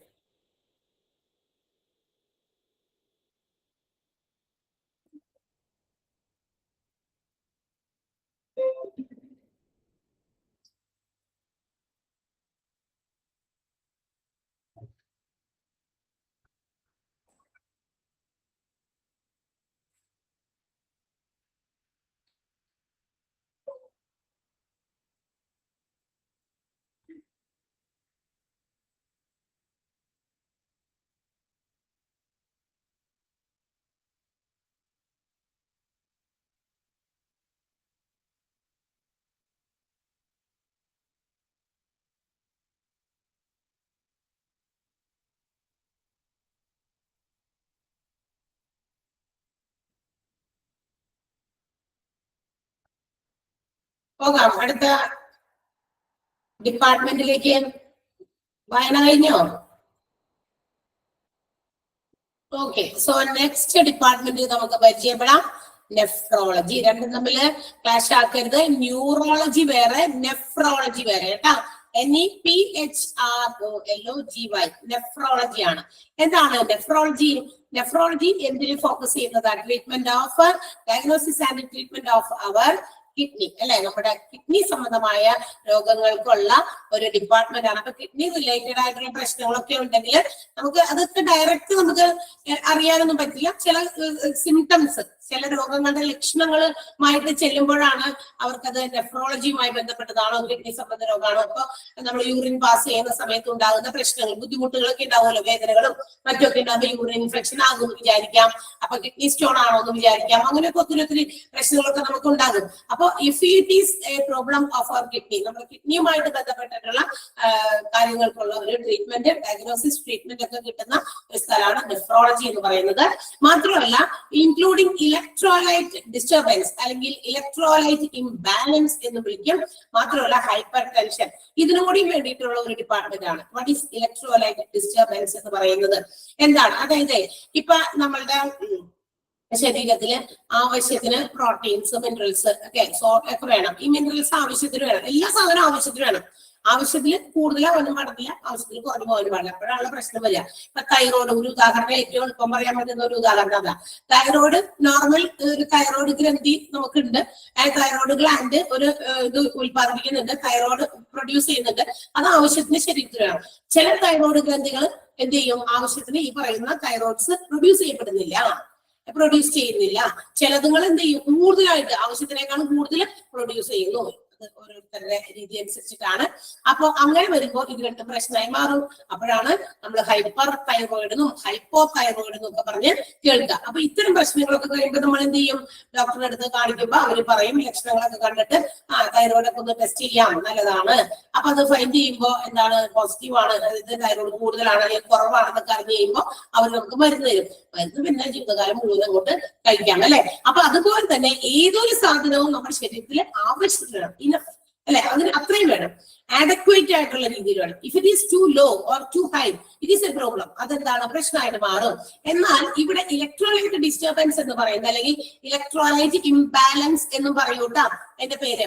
അപ്പൊ ഇത് വരുന്നത് എങ്ങനെയാണെന്ന് അറിയാമോ? നമ്മുടെ ശരീരത്തില് ആവശ്യത്തിന് മിനറൽസ് ഇല്ലാതിരിക്കുന്ന അവസ്ഥ, അല്ലെങ്കിൽ കൂടുതലായിരിക്കുന്ന അവസ്ഥ, ഇംബാലൻസ്. ബാലൻസ് ആകുക എന്ന് പറഞ്ഞാൽ എന്താ? രണ്ട് സ്ഥലവും ഈക്വൽ ആയിട്ട് പോകുക, എല്ലാം ഒരേപോലെ പോകുക. ഇക്കോ ബാലൻസ് സിസ്റ്റം, എന്താ പറയാ, അങ്ങനെയൊക്കെ പറഞ്ഞിട്ടില്ലേ? ഇക്കോ ബാലൻസിങ് സിസ്റ്റം എന്നൊക്കെ പറയുന്നത് അതെന്ന് വെച്ചാൽ ഈക്വൽ ആകുന്ന, എല്ലാം ഒരുപോലെ ആകുന്ന ഇക്കോ സിസ്റ്റം എന്നൊക്കെ നമ്മൾ കേട്ടിട്ടുണ്ടല്ലോ. ഇക്കോ ബാലൻസിങ് സിസ്റ്റം ഒക്കെയാണ് എന്ന് പറയുമ്പോ ഈ ഭൂമിയിലെ മുകളില് മനുഷ്യരും മൃഗങ്ങളും പക്ഷികളും എല്ലാം ഒരു പ്രത്യേക അനുപാതത്തിലാണ് പോണേ. അതിന്റെയൊക്കെ എണ്ണം ഇപ്പൊ ഏതെങ്കിലും ഒരു സാധനം കൂടുതലായി പോയി കഴിഞ്ഞാൽ it will be A problem. തീർച്ചയായിട്ടും പ്രോബ്ലം ആണ്. പോപ്പുലേഷൻ ഇങ്ങനെ അതിക്രമിച്ചു മറ്റ് ഏതെങ്കിലും വിഭാഗത്തിൽപ്പെട്ട സാധനങ്ങൾ വളരെയധികം കുറഞ്ഞു, പ്രശ്നമായി. മനസ്സിലായി? പോപ്പുലേഷൻ വർദ്ധിക്കുമ്പോൾ നമ്മളൊക്കെ എന്ത് ചെയ്യും? കാടൊക്കെ വെട്ടി തെളിച്ച് അവിടെയൊക്കെ വീടും ഫ്ലാറ്റും കുന്നും കുറച്ചുകളൊക്കെ പണിത് അവിടെ ഇരിക്കുന്ന ജീവികളെ കൂടി പുറത്തോട്ട് ഇറങ്ങി തുടങ്ങിയല്ലോ. നമ്മൾ കണ്ടിട്ടുണ്ട് ഒത്തിരി വീഡിയോസ് ഒക്കെ, അല്ലെ? അവർക്ക് അവരുടെ എന്താ പറയാ ഇൻഹാബിറ്റൻസ്, അത് ഇത് ആവാസ വ്യവസ്ഥയൊക്കെ നഷ്ടപ്പെട്ട് പുറത്തോട്ട് ഇറങ്ങും, നമ്മളെ അറ്റാക്ക് ചെയ്യാനായിട്ട് തുടങ്ങും, അല്ലെ? നമ്മുടെ വീട്ടിലേക്കൊക്കെ കയറി വരും. ഓക്കെ, അപ്പൊ അങ്ങനെയാണ്. അതുപോലെ നമ്മുടെ ശരീരത്തിൽ മിനറൽസ് ആവശ്യത്തിന് വേണം. അത് ടു ലോ ആയാലോ ടു ഹൈ ആയാലോ ഉണ്ടാകുന്ന ഒരു അവസ്ഥയാണ് നമ്മൾ ഇലക്ട്രോലൈറ്റ് ഇംബാലൻസ് അല്ലെങ്കിൽ ഇലക്ട്രോലൈറ്റ് ഡിസ്റ്റർബൻസ് എന്ന് വിളിക്കാം. അത് ഈ മിനറൽസിൽ പ്രധാനമായിട്ടും സോഡിയം ആൻഡ് പൊട്ടാസ്യം ആണ് ഉദ്ദേശിച്ചേക്കണേ. സോഡിയം പൊട്ടാസ്യം ഇത് കൂടി പോവുക, കുറഞ്ഞു പോവുക. അങ്ങനെ വരുമ്പോൾ നമ്മൾ പറയും ഇലക്ട്രോലൈറ്റ് ഇംബാലൻസ് ആണ്. ക്ലിയർ ആയോ എന്താണ് ഇലക്ട്രോലൈറ്റ് ഇംബാലൻസ് എന്ന്? അറിഞ്ഞിരിക്കണം നമ്മൾ. ഇലക്ട്രോലൈറ്റ് ഇംബാലൻസിനും കിഡ്നിക്കും അതുപോലെ ഹൈപ്പർ ടെൻഷനും വേണ്ടിയിട്ടുള്ള ഡിപ്പാർട്ട്മെന്റ് ആണെന്ന് മാത്രം അറിഞ്ഞിരിക്കാതെ you have to know what is electrolyte imbalance. അതെന്താണെന്ന് കൂടി അറിയണം. അപ്പൊ നമ്മുടെ ശരീരത്തില് ആവശ്യത്തിന് മിനറൽസ് വേണം. സോഡിയം പൊട്ടാസ്യം പോലെയുള്ള മിനറൽസ് അത്യാവശ്യത്തിന് വേണം. And if it is too high or too low, എന്നാൽ അത് കൂടിയാലോ കുറഞ്ഞാലോ ഉണ്ടാകുന്ന ആ ഒരു അവസ്ഥ, ആ ഒരു സിറ്റുവേഷനെയാണ് ഇലക്ട്രോലൈറ്റ് ഇംബാലൻസ് എന്ന് വിളിക്കാം. എഴുതി തരാം. അടുത്തത് എന്താ? Hyper tension. അതും അതെ, ഇതുപോലെ തന്നെ. ഹൈപ്പർ ടെൻഷൻ എന്താ? ഹൈപ്പർ ടെൻഷൻ നമുക്ക് വേറെ രീതിയിലും പറയാം, ബ്ലഡ് പ്രഷർ എന്ന് വിളിക്കാം, അല്ലെ? BP, അല്ലെ? ഹൈപ്പർ ടെൻഷന് HTN എന്നൊക്കെ ഷോർട്ടാക്കി പറയുന്നുണ്ട്. പല പല സ്ഥലങ്ങളിലും പല പല രീതിയിലാണ്. നമ്മുടെ ഇന്ത്യൻ കൺട്രീസിൽ ഉപയോഗിക്കുന്നത്, പുറത്തുള്ളവരൊക്കെ പല പല രീതിയിലാണ്. HT ഹൈപ്പർ ടെൻഷൻ തന്നെയാണ്. HTN അതും ഹൈപ്പർ ടെൻഷൻ തന്നെയാണ്. HPN അതും ഹൈപ്പർ ടെൻഷൻ തന്നെയാണ് കേട്ടോ. അപ്പൊ ഓർക്കുക, ഇതും ബ്ലഡ് പ്രഷറും അതൊക്കെ നമുക്കറിയാം ഒരു നോർമൽ സ്റ്റേജ് ഒക്കെ ഉണ്ട്. നമ്മള് നോക്കുമ്പോ BP എടുക്കാറില്ല. നമ്മളുടെ ചെല്ലുമ്പോ എന്തെങ്കിലും രോഗമായിട്ട് ഭയങ്കര ചുമയൊക്കെ ആയിട്ട് ചെല്ലുമ്പോ എടുക്കും. അല്ല നമ്മള് തലകറക്കം അങ്ങനെയുള്ള കാര്യങ്ങളൊക്കെ ആയിട്ട് ചെല്ലുമ്പോ എടുക്കും. ഛർദിയൊക്കെ ആയിട്ട് ചെല്ലുമ്പോ എടുക്കും, നോക്കും, ഒരു സാധനം വെച്ച് നോക്കും അല്ലെ. അപ്പൊ അതിനകത്ത് ഒരു റേറ്റ് അവർ പറയും, ഒരു റേഞ്ച് പറയും. 110/90 അല്ലെ, 110, 90, 130, 100 എന്തൊക്കെയാണോ അവർ പറയും. അതിനൊക്കെ ഒരു അളവൊക്കെ ഉണ്ട്. നമുക്ക് അതൊന്നും അറിയണ്ട. നമുക്കറിയാം ഇങ്ങനെ നോക്ക്, അതിനകത്തേക്ക് ഒരു മെർക്കുറി ഇങ്ങനെ ഓടി ഓടി പോകും, അത് വന്ന് സ്റ്റോപ്പ് ചെയ്യും. അപ്പൊ നമ്മൾ അതിന്റെ ആ ഒരു താഴ്ന്ന ലെവലും ഹൈ ലെവലും ഏതാണെന്ന് അതാണ് അവർ മാർക്ക് ചെയ്യുന്നത് 110, 90 ഇതിന് പക്ഷെ കുറച്ചൊക്കെ ഏജ് വെച്ചിട്ടാണ് കേട്ടോ. കുട്ടികളിൽ ഏകദേശം എത്രയാണ് വേണ്ടത്, കുറച്ച് പ്രായപൂർത്തിയായവരിൽ എത്ര വേണം, കുറച്ച് ഓൾഡ് അതായത് പ്രായം കൂടിയവരിൽ ഏത് റേഞ്ചിലാണ്, അതിലൊക്കെ ഡിഫറൻഷിയേഷൻ ഉണ്ട്. എല്ലാവർക്കും ഒരുപോലത്തെ BP അല്ലാട്ടോ ഉദ്ദേശിക്കുന്നത്, വ്യത്യാസം ഉണ്ടാകും. കുട്ടികളിൽ എത്ര വേണം, ഒരു നോർമൽ സ്റ്റേജിലാണെങ്കിൽ അതിനേക്കാൾ അബവ് അല്ലെങ്കിൽ താഴെ പോയി കഴിഞ്ഞാൽ പ്രശ്നമാണ്. അതുപോലെ അഡൽറ്റില് പ്രായപൂർത്തിയായവരിൽ എത്ര വേണം, അതിന്റെ താഴ്ന്ന ലെവലുണ്ട് കൂടിയ ലെവലും, അതൊക്കെ എവിടെ നിൽക്കാം, ആ ഒരു റേഞ്ചിൽ തന്നെ നിൽക്കണം എന്നുണ്ട്. അതുപോലെ ഓൾഡ് ഏജിലുള്ളവർക്ക് ഒരു റേഞ്ച് ഉണ്ട്, ആ ഒരു റേഞ്ച് ഒക്കെ നോക്കിയിട്ടാണ്. അതാണ് ഹൈപ്പർ ടെൻഷൻ. അപ്പൊ അതിന്റെ ലെവലിൽ മാറ്റം വരുന്നതൊക്കെ എന്താണ് പ്രശ്നമായിട്ട് മാറാൻ സാധ്യതയുണ്ട്. അതിനെയാണ് നമ്മൾ ഹൈപ്പർ ടെൻഷൻ എന്ന് വിളിക്കുക. ബ്ലഡ് പ്രഷർ ഇൻക്രീസ് ചെയ്യുന്നതാണ് ബിയോണ്ട് ദ ലിമിറ്റിനേക്കാൾ കൂടുതൽ കയറി പോകുമ്പോഴാണ് അതിനെ നമ്മൾ എന്ത് വിളിക്കുക, ഹൈപ്പർ ടെൻഷൻ. ഇപ്പൊ നമുക്ക് അഡൽട്സിനൊക്കെ അതായത് കുറച്ച് ഈ അഡൽറ്റ് ആയിട്ടുള്ള എന്നാൽ വയസ്സായി 60 വയസ്സിലൊക്കെ താഴെ ഒക്കെ ആണെങ്കിലും അവർക്ക് വേണ്ടത് ചിലപ്പോ എത്രയാണെന്നാവും 110 അല്ലെങ്കിൽ 90 ഒക്കെ ആണെന്ന് വിചാരിക്കാം. പക്ഷെ അതിനേക്കാൾ കൂടി പോകാം, 140, 100 എന്നൊക്കെ പറഞ്ഞു വരിക. അങ്ങനെയൊക്കെ ആണെങ്കിൽ അതിന് നമ്മൾ എന്ത് വിളിക്കും, 140, 100 ഒരുപാട് കൂടിയിട്ടുണ്ട്, BP കൂടിയിട്ടുണ്ട്, ഹൈ ബ്ലഡ് പ്രഷർ ഉണ്ടെന്നാണ് സൂചിപ്പിക്കുക. നോർമൽ സ്റ്റേജിൽ നിന്നും കൂടുതൽ റേഞ്ചിലേക്ക് പോകുമ്പോൾ അതാണ് ഹൈപ്പർ ടെൻഷൻ. അതിനു വേണ്ടിയിട്ടുള്ള ട്രീറ്റ്മെന്റും നമ്മുടെ നെഫ്രോളജിയിലാണ് പ്രൊവൈഡ് ചെയ്യുന്നത്. അപ്പൊ കിഡ്നി റിലേറ്റഡ് ആയിട്ടുള്ള problems, electrolyte disturbance and hyper tension. And also renal replacement therapies also is included in this department by the nephrologist. നെഫ്രോളജിസ്റ്റുകള് ഈ ഒരു ഡിപ്പാർട്ട്മെന്റിൽ അവരുടെ റിനൽ റീപ്ലേസ്മെന്റ് തെറാപ്പി, എന്താണ് റിനൽ റീപ്ലേസ്മെന്റ് എന്ന് പറഞ്ഞാൽ എന്താണ്, കിഡ്നി ട്രാൻസ്പ്ലാന്റേഷൻ അല്ലെ, ഇത് കിഡ്നി മാറ്റി വെക്കുന്ന റീപ്ലേസ് ചെയ്യുന്ന ഒരവസ്ഥ, അതിന് കൊടുക്കുന്ന ഒരു തെറാപ്പിയും നെഫ്രോളജിസ്റ്റുകൾ പ്രൊവൈഡ് ചെയ്യുന്നുണ്ട്. അത് മാത്രമല്ല ട്രാൻസ്പ്ലാന്റേഷൻസ് വ്യക്തിയിലേക്ക് മാറ്റി സ്ഥാപിക്കുന്നത് ഇതൊക്കെ നെഫ്രോളജിസ്റ്റുകളാണ് നെഫ്രോളജി എന്ന് പറയുന്ന ഡിപ്പാർട്ട്മെന്റിൽ ക്യാരി ഔട്ട് ചെയ്യുന്നത്. കിട്ടിയോ? എന്താണ് നെഫ്രോളജി എന്ന് കിട്ടിയോ? കിട്ടിയെങ്കിൽ നമ്മള് ആകെ 2 സെന്റൻസ് ഉള്ളു അതിനകത്ത്, കൂടുതലൊന്നുമില്ല. എന്നിട്ട് ഞാൻ വലിച്ചു നീട്ടി എന്താണ് അതെന്ന് പറഞ്ഞു തന്നേ ഉള്ളൂ. ഓക്കെ, അടുത്ത ഒരു ടോപ്പിക് കൂടി എടുത്തു കഴിഞ്ഞാൽ നമുക്ക് ലാസ്റ്റ് ലൈനോ എന്ത് ചെയ്യാൻ, റിനൽ റീപ്ലേസ്മെന്റ് തെറാപ്പി. ഇത് നമ്മളുടെ കിഡ്നി മാറ്റിവെക്കുന്നതുമായിട്ട് ബന്ധപ്പെട്ട തെറാപ്പീസ്, മാറ്റിവെച്ചൊക്കെ കഴിയുമ്പോൾ ഉണ്ടാകുന്ന തെറാപ്പീസ് മാത്രമല്ല, അത് ട്രാൻസ്പ്ലാന്റ് ചെയ്യുക, ഒരാളിൽ നിന്ന് മറ്റൊരാളിലേക്ക് മാറ്റിവെക്കുക. കിട്ടിയോ? കിഡ്നിയിലെ ഒരാളിൽ നിന്നും മറ്റൊരാളിലേക്ക് മാറ്റിവെക്കുക, അത് കഴിയുമ്പോൾ കൊടുക്കുന്ന തെറാപ്പീസ്, അതായത് കിഡ്നി മാറ്റിവെക്കുന്നതുമായി ബന്ധപ്പെട്ടിട്ടുള്ള ചില എന്താ പറയാ ട്രീറ്റ്മെന്റുകൾ പ്രൊവൈഡ് ചെയ്യുന്നത് നെഫ്രോളജിസ്റ്റുകളാണ്, നെഫ്രോളജി എന്ന് പറയുന്ന ഡിപ്പാർട്ട്മെന്റിൽ. ഓക്കെ ആണോ? അത്ര ഉള്ളതില് കിഡ്നി റീപ്ലേസ്മെന്റ് എന്നാണ് ഉദ്ദേശിക്കണത്, റീപ്ലേസ്മെന്റ് എന്നാണ് പറയാ. പക്ഷെ ഇതിനെ ഓക്കെ, അടുത്തൊരു ടോപ്പിക് കൂടി എടുക്കാം, എന്നിട്ട് നോട്ട് ചെയ്താൽ. നോട്ട് ഇച്ചിരി അധികം ഉണ്ട് ഈ ഒരു ഭാഗത്ത്. ഇന്ന് പഠിപ്പിച്ച എല്ലാവരും ഏകദേശം ന്യൂക്ലിയർ മെഡിസിൻ ആണ് അടുത്തത്. നമ്മൾ പറഞ്ഞു ന്യൂക്ലിയർ മെഡിസിൻ എന്താണെന്ന്. അതായത് എന്താ പറയാ, നമ്മുടെ ഇവിടെ ന്യൂക്ലിയർ മെഡിസിൻ എന്ന് പറയുന്നത് നമുക്ക് കൂടുതലും ഒരു ഇമേജിംഗ് ടെക്നിക്കിലൂടെ മെഡിക്കൽ ഇമേജിംഗ് യൂസ് ചെയ്തുകൊണ്ട് റേഡിയോ ആക്റ്റീവ് ആയിട്ടുള്ള മെറ്റീരിയൽസ് ഉപയോഗിച്ച് നമ്മുടെ ശരീരത്തിൽ ഏതെങ്കിലും തരത്തിലുള്ള ഡിസീസസ് ശരീരത്തിനകത്ത് ഏതെങ്കിലും തരത്തിലുള്ള ഡിസീസസുകൾ ഉണ്ടോ എന്ന് ഡയഗ്നോസിസ് ചെയ്യാനും, അത് മാത്രമല്ല ഒരുപാട് വെറൈറ്റീസ് ഓഫ് ഡിസീസസ് നമ്മുടെ ഉള്ളിലെ ഭാഗത്തൊക്കെ ഉണ്ടാകാറുണ്ടല്ലോ, ഇതിനെയൊക്കെ ഡയഗ്നോസിസ് ചെയ്ത് മനസ്സിലാക്കി അതിനു വേണ്ടിയിട്ടുള്ള ട്രീറ്റ്മെന്റുകളൊക്കെ പ്രൊവൈഡ് ചെയ്യുന്ന ഒരു ഡിപ്പാർട്ട്മെന്റ് ആണ് ന്യൂക്ലിയർ മെഡിസിൻ എന്ന് പറയുന്നത്. അത് പ്രൊവൈഡ് ചെയ്യുന്ന ഡിപ്പാർട്ട്മെന്റ് ന്യൂക്ലിയർ മെഡിസിൻ പ്രൊവൈഡ് ചെയ്യുന്നത് എങ്ങനെയാണ്, ഏതൊക്കെ രോഗങ്ങൾക്ക് ഇങ്ങനെയുള്ള ഒരു ഇമേജിംഗ് ടെക്നിക്ക് ആവശ്യം, ക്യാൻസർ പോലെയുള്ള പ്രശ്നങ്ങൾ, അല്ലെ? ക്യാൻസർ ഒക്കെ എവിടെയെങ്കിലും ശരീരത്തിന്റെ ഉള്ളിലുള്ള ഏതെങ്കിലും ഭാഗത്ത് ക്യാൻസർ ഉണ്ടോ എന്ന് നോക്കണം. പുറമേ നിന്ന് നോക്കിയാൽ മനസ്സിലാകില്ല. അപ്പൊ ഇതിനെന്താണ്? ഇമേജിംഗ് ആണ്. ഇത് നമ്മുടെ ശരീരത്തിലേക്ക് റേഡിയോ ആക്റ്റീവ് ആയിട്ടുള്ള ഐസോടോക്സ്, അതായത് ഹൈ ആക്സിലറേറ്റഡ് ആയിട്ടുള്ള നല്ല ഹൈ പവർ ഉള്ള ഈ രശ്മികൾ ശരീരത്തിനകത്തോട്ട് കടത്തിവിട്ട് രോഗം എവിടെയൊക്കെയുണ്ട്, ക്യാൻസറോ അതുപോലെ ഹാർട്ട് പ്രോബ്ലംസ് അതിലുണ്ട് കേട്ടോ. ഗ്യാസ്ട്രോ ഇൻറ്റെസ്റ്റിനൽ, നമ്മുടെ എൻഡോക്രൈൻ സിസ്റ്റം, നമ്മുടെ വയറ് സംബന്ധമായ വയറിനകത്തുള്ള എന്തെങ്കിലും അവയവങ്ങളില്, അതുപോലെ തന്നെ ഞരമ്പ് സംബന്ധമായ ഡിസോർഡേഴ്സ്, ഇതൊക്കെ നമ്മുടെ ശരീരത്തിൽ പലതരത്തിലുള്ള അബ്നോർമാലിറ്റീസ് ഉണ്ട്. നമ്മുടെ ഉള്ളില് ശരീരത്തിന്റെ അകത്തുള്ള ഒരുപാട് അബ്നോർമാലിറ്റീസിനെയൊക്കെ കണ്ടെത്തുക, ഡയഗ്നോസിസ് ചെയ്യുക. അത് ഏതിലൂടെ? ഈ ഇമേജിങ്ങിലൂടെ. അതിനകത്തേക്ക് റേസ് കടത്തിവിട്ടിട്ടാണ്. ഈ റേസ് കടത്തിവിടുമ്പോ രോഗം മാറുകയല്ല ചെയ്യാം, അത് രോഗം നോക്കാനാണ്, എന്താണെന്ന് അറിയാൻ. സ്കാൻ ചെയ്യാൻ പറയാറുണ്ട് ഇല്ലേ? MRI സ്കാൻ ചെയ്യുന്നു, എക്സ്റേസ് എടുക്കുന്നു. ഇതിനകത്തൊക്കെ ഒരു ഹൈലി ആക്സിലറേറ്റഡ് ആയിട്ടുള്ള ഒരു റേ ആണ് നമ്മുടെ ശരീരത്തിലേക്ക് കടത്തിവിടുക. അപ്പൊ അങ്ങനെയുള്ള ഈ റേഡിയോ ആക്റ്റീവ് മെറ്റീരിയൽ, അതായത് റേഡിയോ ഫാർമസ്യൂട്ടിക്കൽസ് എന്ന് നമുക്ക് അതിനെ ഒരുമിച്ച് പറയാം. റേഡിയോ ആക്റ്റീവ് മെറ്റീരിയൽസ് എന്ന് പറയുമ്പോൾ ഈ റേസ് ആണ്. എക്സ്റേസിന്റെ വേറെ, MRI സ്കാനിങ്ങിന്റെ വേറെ. അപ്പൊ എന്തായാലും രണ്ടും റേസ് ആണ്. ഈ രണ്ട് തരത്തിലുള്ള റേസ് അല്ലെങ്കിൽ പലതരത്തിലുള്ള റേസുകൾ അതിൻ്റെതായ രീതിയിൽ രോഗനിർണയത്തിന് വേണ്ടി അവർ ഉപയോഗിക്കുന്നു. അതുകൊണ്ട് അതിനെല്ലാം കൂടി റേഡിയോ ഫാർമാസ്യൂട്ടിക്കൽസ് എന്ന് അതിന് പറയുന്നു. അപ്പൊ അതിനു വേണ്ടിയിട്ട് നമുക്ക് ക്യാൻസർ പോലെയുള്ള ഹാർട്ടിലുണ്ടാകുന്ന പ്രശ്നങ്ങൾ, അതുപോലെ നമ്മുടെ അബ്നോർമാലിറ്റീസ് ഇൻസൈഡ് അവർ സ്റ്റൊമക്ക്, നമ്മുടെ നഖത്തുണ്ടാകുന്ന പ്രശ്നങ്ങൾ, എൻഡോക്രൈൻ സിസ്റ്റത്തെ ബാധിക്കുന്ന പ്രശ്നങ്ങൾ, എൻഡോക്രൈൻ സിസ്റ്റം ഒക്കെ നമ്മൾ പഠിച്ചു അല്ലെ? അതിനകത്ത് വരുന്ന കാര്യമൊക്കെ പഠിച്ചു അല്ലെ?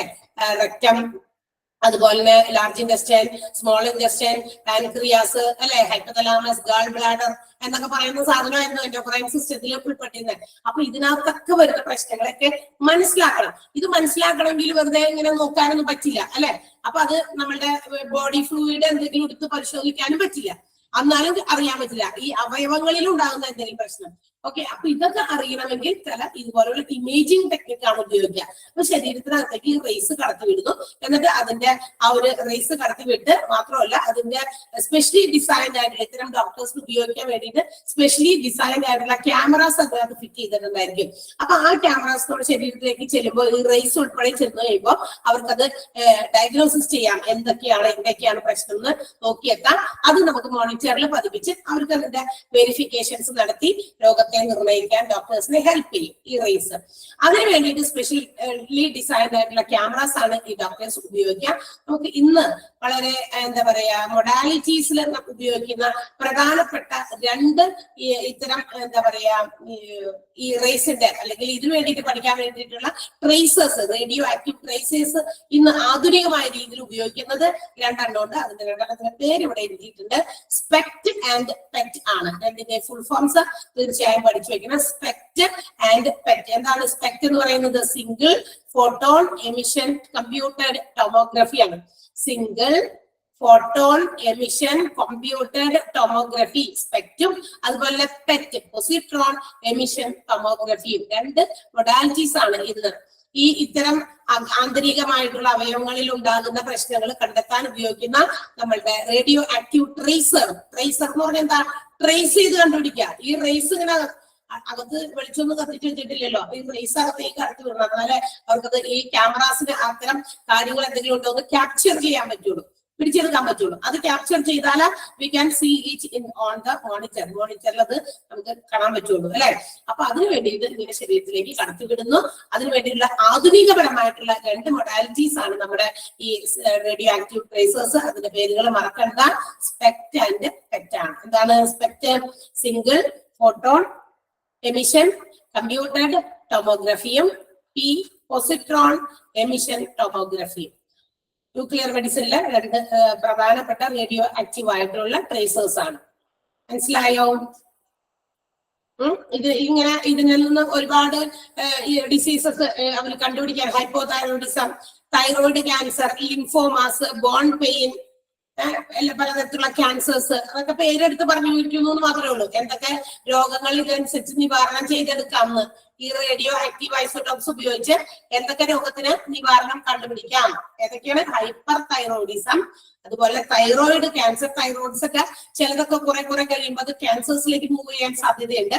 അത് പിന്നെ ഹൈപ്പോതലാമസ് ലിംഫോമാസ് ആൻഡ് ബോൺ പെയിൻ. ഇതൊക്കെ നമുക്ക് പ്രശ്നങ്ങളാണ്. അപ്പൊ ഇത്തരം കാര്യങ്ങളൊക്കെ കണ്ടെത്തുന്നതിന് വേണ്ടിയിട്ടുള്ള ഒരു മെഡിസിൻ കൊടുക്കുന്ന ഒരു ഡിപ്പാർട്ട്മെന്റ് ആണ് ഏത് ന്യൂക്ലിയർ മെഡിസിൻ എന്ന് പറയുന്നത്. ഇത് ലിംഫോമാസ് എന്താ? Lymphomas it's a type of blood cancer കേട്ടോ. നമ്മുടെ വൈറ്റ് ബ്ലഡ് സെൽസ് WBCനെ ബാധിക്കുന്ന ഒരു തരം ക്യാൻസർ ആണ് വൈറ്റ് ബ്ലഡ് സെൽസ്. അതിനെ ബാധിക്കുന്ന ഒരു ക്യാൻസർ ആണ് ലിംഫോമാസ്. ഇതൊക്കെ ഈ പറയുന്ന റേഡിയോ ആക്റ്റീവ് ഐസോട്ടോപ്പ് ശരീരത്തിനകത്തേക്ക് കടത്തിവിട്ട് അത് മോണിറ്ററിൽ കണ്ടെത്തി മനസ്സിലാക്കുന്ന രീതി. അത് കണ്ടെത്താൻ വേണ്ടിയിട്ടുള്ള ഒരു ടെസ്റ്റിംഗ് രീതിയാണ്. ഇവിടെ പരിശോധനയാണ് നടക്കുന്നത്. ശരിക്കും പറഞ്ഞാൽ ഇവിടെ പരിശോധനകളാണ് നടക്കുന്നത്. ഇത് നടത്തിയതിനു ശേഷമാണ് they can give the treatment. ഇവർക്ക് എന്താ പറയാ, ന്യൂക്ലിയർ മെഡിസിൻ ഡിപ്പാർട്ട്മെന്റ് ആണ് ഇത് ഡയഗ്നോസിസ് ചെയ്ത് കണ്ടുപിടിക്കുന്നത്. ഇപ്പൊ ഡോക്ടേഴ്സിനെ ഹെൽപ്പ് ചെയ്യും. ഇതിന് എന്ത് മരുന്ന് കൊടുക്കണം, ഇത് ഏത് തരത്തിലുള്ള രോഗമാണ്, ക്യാൻസർ ആണോ, ഹാർട്ട് പേഷ്യൻസിനാണെങ്കിൽ ഹാർട്ടിന്റെ എന്തെങ്കിലും പ്രശ്നമാണോ, അല്ലെങ്കിൽ ബ്ലഡ് ക്യാൻസേഴ്സ് ആണോ, അല്ലെങ്കിൽ ബോണിലുണ്ടാകുന്ന പെയിൻസ്, കുറെ എപ്പോഴും അസ്ഥിവേദന, കാലോ കൈയിന്റെ ഒക്കെ ഭയങ്കര അസ്ഥിക്കൊക്കെ വേദന, അത് കുറെ കഴിയുമ്പോൾ ആണ് നമ്മൾ മനസ്സിലാക്കുക. ആദ്യമൊക്കെ കുറച്ച് വേദന നമ്മൾ സഹിക്കുക, പക്ഷേ എന്താ പറയുക കെയർ ചെയ്യില്ല.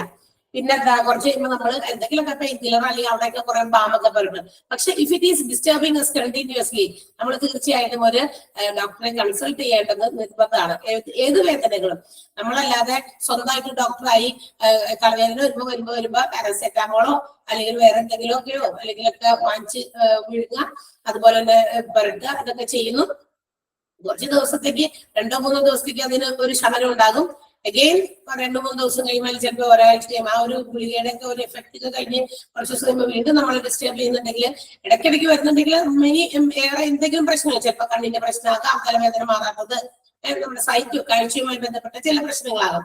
ഇപ്പൊ നമ്മൾ കണ്ടെത്തുക, എളുപ്പം തന്നെ എന്തെങ്കിലും രോഗങ്ങളെ കുറിച്ചിട്ടുള്ള കാര്യങ്ങൾ ഉണ്ടെങ്കിൽ അത് നമ്മൾ നേരത്തെ തന്നെ മനസ്സിലാക്കുക, കണ്ടെത്തുക, അതിനുള്ള ട്രീറ്റ്മെന്റുകൾ എളുപ്പം എടുക്കുക. അല്ലെങ്കിൽ അതൊക്കെ ബാഡ് കണ്ടീഷൻസിലേക്ക് പോയി കഴിഞ്ഞാൽ ചിലപ്പോൾ ഇറ്റ് കനോട്ട് ബി ക്യൂർഡ്. അല്ലെ, ക്യാൻസേഴ്സിനൊക്കെ പല സ്റ്റേജസ് ഉണ്ടെന്നാ പറയുന്നത്. First stage, second stage, last ആണ് 5th സ്റ്റേജിലേക്കൊക്കെ വന്നു കഴിഞ്ഞാൽ പിന്നെ ആളെ നമുക്ക് വീണ്ടും ലൈഫിലേക്ക് തിരിച്ചു കൊണ്ടുവരാനായിട്ട് ഇമ്പോസിബിൾ ആയി പോകാൻ സാധ്യതയില്ല. അപ്പൊ അതൊക്കെ എന്തും നമുക്ക് ക്യൂർ ചെയ്യാം.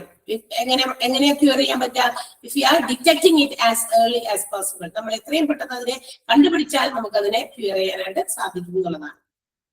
ഓക്കെ, ക്ലിയർ ആയോ? ന്യൂക്ലിയർ മെഡിസിൻ കൂടി ക്ലിയർ ആയെങ്കിൽ നമുക്ക് കുറച്ച് നോട്ട് ചെയ്താൽ, ഇന്നത്തെ കുറച്ച് നോട്ട്സ് ഉണ്ട്, ഏതായാലോ പറഞ്ഞോട്ടെ, അല്ലെങ്കിൽ സമയം കിട്ടില്ല. റെഡിയാണോ? ഓക്കെ, ഇൻഫെർട്ടിലിറ്റിയിൽ നമുക്ക് എഴുതാനൊന്നുമില്ല, നോട്ടായിട്ടില്ല. പക്ഷെ ചില വാക്കുകളുടെ ഒരു മീനിങ് ഒന്ന് എഴുതി വെച്ചേക്കാം. കാരണം ചില എല്ലാവർക്കും ചിലപ്പോൾ കിട്ടിയെന്ന് വരില്ല. അറിയാവുന്നവരെ എഴുതണമെന്ന് നിർബന്ധമില്ല കേട്ടോ. അതൊന്ന് എഴുതാം. അസിസ്റ്റഡ് ഒബ്സ്റ്റട്രിക്സ് എന്ന് തുടങ്ങി എഴുതാം കേട്ടോ. ഒബ്സ്റ്റട്രിക്സ് എന്ന് എഴുതാം.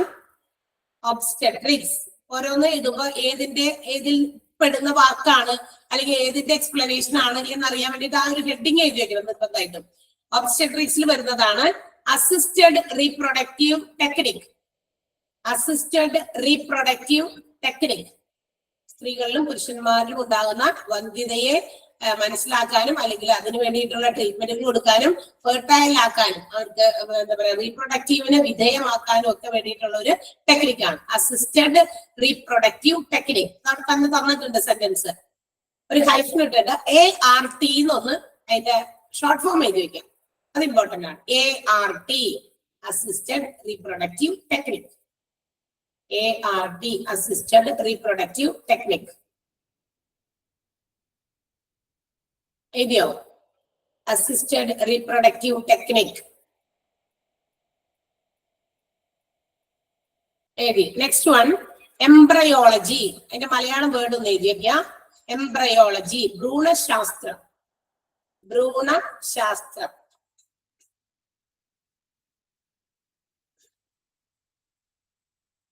ഭ്രൂണശാസ്ത്രം. Next one vitro fertilisation. Vitro fertilization. In vitro fertilization. കൃത്രിമ ഗർഭധാരണം. കൃത്രിമ ഗർഭധാരണം. നെക്സ്റ്റ് ഡിപ്പാർട്ട്മെന്റിന്റെ പേര് ഏതാ? ന്യൂറോളജി. ന്യൂറോളജി. അത്രയും എഴുതി കഴിഞ്ഞിട്ട് സമയം ഉണ്ടെങ്കിൽ അടുത്ത ഡിപ്പാർട്ട്മെന്റ് എടുക്കാം, അല്ലെങ്കിൽ സമയം കിട്ടില്ല, ചിലപ്പോൾ ലാസ്റ്റ് ആകുമ്പോൾ അടുത്ത ടീച്ചേഴ്സ് നമ്മൾ ഡിസ്റ്റർബ് ചെയ്യാൻ പാടില്ലല്ലോ. ന്യൂറോളജി, സ്പെല്ലിംഗ് തെറ്റിക്കരുത്, NE ഉണ്ട് കേട്ടാ. ഈ അവിടെ സൈലന്റ് ആണെങ്കിലും NE ഉണ്ട്, NEUROLOGY, ന്യൂറോളജി. അതിന്റെ താഴെ ഇതാ ഫിസിക്കൽ എക്സാമിനേഷൻ, ശാരീരിക പരിശോധന എന്നാണ് അതിന്റെ മലയാളം. ശാരീരിക പരിശോധന. ചിലർക്ക് ചിലപ്പോൾ അത് ക്ലിയർ ആയിട്ടുണ്ടാവില്ല, അതായത് അതിന്റെ കറക്റ്റ് എക്സാക്ട് ഇംഗ്ലീഷ് വേർഡിന്റെ മീനിങ് അറിയില്ലായിരിക്കും, അതുകൊണ്ട് പറയുന്നതാണ്. അറിയാവുന്നവര് ഇതൊന്നും നിർബന്ധമില്ല കേട്ടോ. ഫിസിക്കൽ എക്സാമിനേഷൻ, ശാരീരിക പരിശോധന. Next one, cognitive function. Cognitive function, COGNITIVE, cognitive function. വൈജ്ഞാനിക പ്രവർത്തനം, വൈജ്ഞാനിക, വിജ്ഞാനം, ജായും ന്യായം കൂടി ചേർത്ത് ഇതെന്താണ്ടാ, വൈജ്ഞാനിക പ്രവർത്തനം. വൈജ്ഞാനിക പ്രവർത്തനം അതായത് ബുദ്ധിപരമായിട്ടുള്ള പ്രവർത്തനങ്ങൾ, ബുദ്ധിയോടെ പ്രവർത്തിക്കുക. എന്തെങ്കിലും ഒരു കാര്യം ചെയ്യുമ്പോൾ അല്ലെങ്കിൽ കാണുമ്പോൾ അതിനെ എങ്ങനെ ബുദ്ധിയോടെ പ്രവർത്തിച്ച്, ഭയങ്കര ബുദ്ധി ഉപയോഗിക്കാമെന്നല്ല ഉദ്ദേശിക്കുന്നത്, അതല്ല ഉദ്ദേശിക്കുന്നത്. നമ്മളിപ്പോ എന്തെങ്കിലും ഒരു കാര്യം കാണുമ്പോൾ അതിന് ബുദ്ധിപരമായിട്ട് അടുത്ത നീക്കം എന്താണെന്ന് അവരെ കൊണ്ട് ചെയ്യിപ്പിക്കാം. That's all. അതാണ് കോഗ്നിറ്റീവ് ഫങ്ഷൻ, വൈജ്ഞാനിക പ്രവർത്തനം. Next one, motor strength. Motor strength, motor MOTOR, strength STRENGTH, motor strength. ഒരു ഹൈഫൻ ഇടുക. മസിൽ സ്ട്രെങ്ത് എന്നും അതിന് പേരുണ്ട്. Muscle strength, MUSCLE, muscle strength. Muscle strength.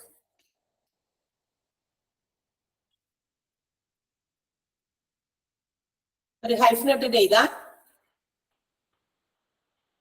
It is the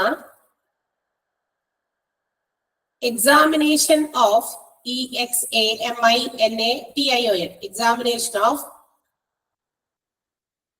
it is the examination of the movement of, movement MOVEMENT, movement of muscles and joints. Muscles and joints. Joint കൂടെ muscles and joints. Motor strength അതാണ്, അതായത് നമ്മുടെ ജോയിന്റും മസിലും ഒക്കെ move ചെയ്യുന്നത് എങ്ങനെയാണെന്ന് നോക്കുന്നത്, അത് പരിശോധിക്കാം. Then sensation reflex. Sensation reflex. Sensation reflex. Hyphen ഇട്ടിട്ട് ഇതാ സ്പർശന ശേഷി. സ്പർശന ശേഷി. നെക്സ്റ്റ് ജൈറ്റ്, GAIT, നടത്തം. ജൈറ്റ് അതായത് നടത്തത്തിൽ എന്തെങ്കിലും പ്രത്യേകതകളുണ്ടോ, അബ്നോർമാലിറ്റീസ് എന്തെങ്കിലും ഉണ്ടോ എന്നൊക്കെ നോക്കുന്നത്. അബ്നോർമാലിറ്റീസ് ഓഫ് വാക്കിംഗ്, ജൈറ്റ്, നടത്തം.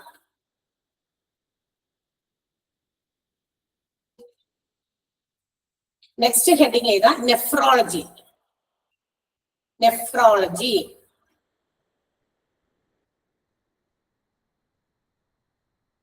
എഴുതാൻ പറ്റണില്ലേ? നെഫ്രോളജി എല്ലാവർക്കും എഴുതാൻ പറ്റണ്ടല്ലോ?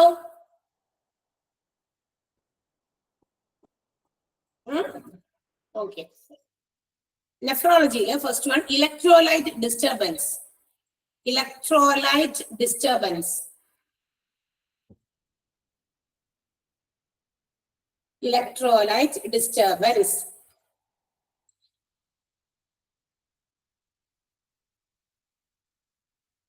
അതിന്റെ ഒരു ഹൈഫൻ ഇട്ടിട്ട് എഴുതാ. ഇലക്ട്രോലൈറ്റ് ഇംബാലൻസ്, രണ്ടും ഒന്ന് തന്നെയാ. Electrolyte imbalance, IM. ബാലൻസിന്റെ ഓപ്പോസിറ്റ് ആണ് ഇംബാലൻസ്. Electrolyte imbalance. എക്സ്പ്ലനേഷൻ ചെയ്താ occurs, OCCURS, എപ്പോഴാണ് ഇംബാലൻസ്, ഇലക്ട്രോലൈറ്റ് ഇംബാലൻസ് ഉണ്ടാകുക എന്നുള്ളത് എഴുതി വെക്കാം. occurs, OCCURS, occurs when you have too much, TOO, രണ്ട് ഓയാണ്, too much, too much or not enough of, too much or not enough, ENOUGH, not enough of certain minerals, MINERALS, certain minerals. ആ മിനറൽസിന്റെ ബ്രാക്കറ്റിൽ ഒന്ന് എഴുതി വെച്ചേക്കാം, sodium or potassium. Sodium, SODIUM, sodium or potassium, POTTASIUM, bracket close ചെയ്യാം. ആ minerals ഏതാണെന്ന് എടുത്തു പറഞ്ഞിട്ടുണ്ട്. സോഡിയം അല്ലെങ്കിൽ പൊട്ടാസ്യം. സോഡിയം കുറഞ്ഞോ എന്നൊക്കെ കേട്ടിട്ടില്ലേ നിങ്ങൾ? കുറയുണ്ടാന്ന് തോന്നുന്നു കൂടുതൽ കേട്ടേക്കണേ. സോഡിയം കുറഞ്ഞു പോയി എന്നൊക്കെ കേട്ടിട്ടില്ലേ നമ്മള്? ഓക്കെ, അതാണ് സോഡിയം. അതുപോലെ പൊട്ടാസ്യം, അതുപോലെ അങ്ങനെയുള്ള സാധനങ്ങൾ കൂടുതലോ കുറവൊക്കെ ആകുന്ന അവസ്ഥ. In our body, bracket close ചെയ്തിട്ട് ഇതാ in our body, in our body. ഇതൊക്കെ കിഡ്നി ഫെയിലിയർ കൊണ്ടാണ് അങ്ങനെയുള്ള സാധനം ഉണ്ടാവുക എന്നാണ് പറയുന്നത്. ഈ ഇലക്ട്രോലൈറ്റ് ഇംബാലൻസ് ഉണ്ടാകുന്നത് കിഡ്നി ഫെയിലിയറിന്റെ ഒരു അല്ലെങ്കിൽ കിഡ്നി ഡിസീസസിന്റെ ഒരു സൈൻ ആണ്, ഒരു അടയാളമാണ് അതിന്റെ. Okay, next one hyper tension. Hyper tension,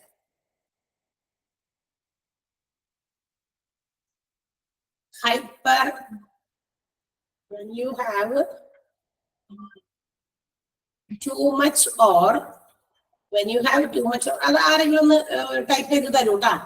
ഇപ്പൊ ഞാൻ ആകെക്കോളാം ചിലര് ഹൈപ്പർ ടെൻഷൻ ചെയ്ത്, ഹൈപ്പർ ടെൻഷൻ ആരെങ്കിലും ഒന്ന് ഡിക്റ്റേറ്റ് ചെയ്ത് കൊടുക്കണേ. അവിടെ ഒന്ന് ആരോ വിട്ടുപോയിട്ടുണ്ട് കുറച്ച് എഴുതിയിട്ട്. ഹൈപ്പർ ടെൻഷൻ ഒരു ഹൈഫൺ ഇട്ടിട്ട് എഴുതാ. It is also called blood pressure. It is also called CALLED ആണ്, called blood pressure. Blood pressure. If the blood pressure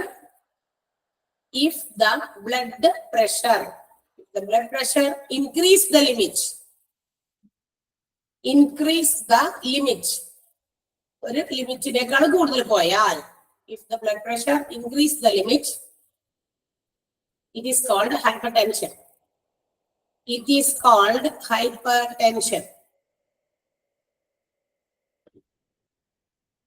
It is called hypertension. Hypertension ന്റെ ബ്രാക്കറ്റിൽ അതിന്റെ ഷോർട്ട് ഫോം എന്ന് വെച്ചേക്കാം, HT, HTN, HPN.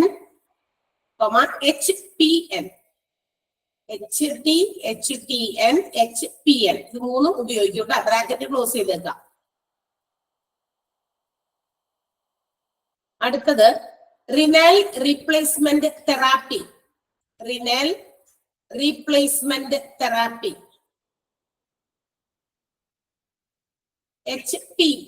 HPN, P ആണ് പറഞ്ഞത്, B അല്ല. Rinal replacement therapy നെഫ്രോളജിയിൽ തന്നെയാണ്. റിനൽ റീപ്ലേസ്മെന്റ് തെറാപ്പിയിലെ ഇതാ അതിന്റെ ഹൈഫൺ ഇട്ടിട്ട് ഇതാ RRT. റീപ്ലേസ്മെന്റ് തെറാപ്പിയുടെ ഷോർട്ട് ഫോം ആണ് RRT. ക്യാപിറ്റൽ ലെറ്റേഴ്സ് എഴുതണം, ഫുൾ ഷോർട്ട് ഫോംസിൽ എഴുതുമ്പോ RRT. അതെന്താ അത് അവിടെ പറഞ്ഞിട്ടുണ്ട്, അതിന്റെ ആവശ്യമില്ല. അതെന്താണെന്ന് ചിലപ്പോ RRT എന്താണെന്ന് നിങ്ങളോട് എക്സ്പാൻഡ് ചെയ്യാൻ പറയും. റിനൽ റീപ്ലേസ്മെന്റ് തെറാപ്പിയാണ്, മറക്കണ്ട. ഇതൊക്കെ നമ്മൾ വേറെ നിങ്ങൾ ചാപ്റ്റേഴ്സിൽ പഠിക്കുന്നുണ്ട്. അടുത്തത്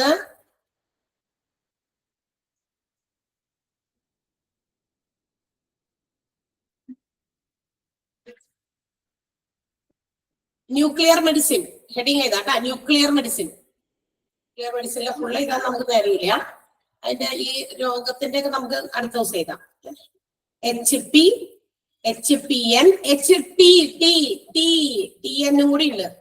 ഓക്കെ, ന്യൂക്ലിയർ മെഡിസിൻ എഴുതിയേ. ആ ന്യൂക്ലിയർ മെഡിസിനിൽ വന്നേക്കുന്ന രണ്ട് ഫുൾ ഫോംസ് ഒന്നും അങ്ങോട്ട് എഴുതിയേ. സ്പെക്റ്റും പെറ്റും നിങ്ങൾ തന്നെ നോക്കി എഴുതി നോട്ടിലേക്ക് പകർത്തി എഴുതുക. ഒരു പ്രാവശ്യമൊക്കെ എഴുതിയാ നല്ലതാ. 10 പ്രാവശ്യം വായിക്കുന്നതിന് ഈക്വലാ ഒരു പ്രാവശ്യം എഴുതുന്നത്. സ്പെക്ട് ഇപ്പൊ തന്നെ പഠിക്കാം. Single photon emission computer tomography. SPECT എന്ന് എഴുതിട്ട് ഒരു ഹൈഫൻ ഇട്ടിട്ട് അതിന്റെ ഫുൾ ഫോം എഴുതാൻ. അതുപോലെ PET, positron emission tomography. PET രണ്ടും എഴുതാം, എഴുതി വെക്കാൻ നോട്ടില്. SPECT and pet.